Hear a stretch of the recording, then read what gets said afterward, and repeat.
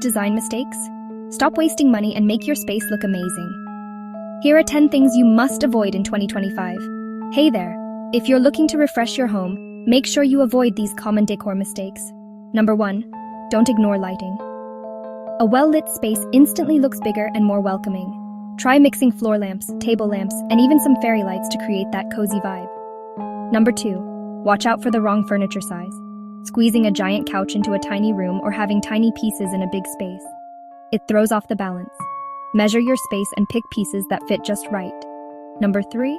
Too much clutter. It's tempting to fill every shelf, but less is more. Leave some space for your eyes to rest. It makes your room feel calmer and more organized. Number 4. No storage solutions. If you don't have a spot for everything, mess piles up fast. Try baskets, shelves, or stylish bins to keep things tidy without sacrificing style. Number 5. Forgetting about personal style. Don't just copy Pinterest. Bring in colors, textures, and art that actually mean something to you. That's what makes a house feel like home. So remember, good lighting, the right furniture, less clutter, smart storage, and your personal touch. Avoid these blunders and your home will feel more comfortable and stylish in no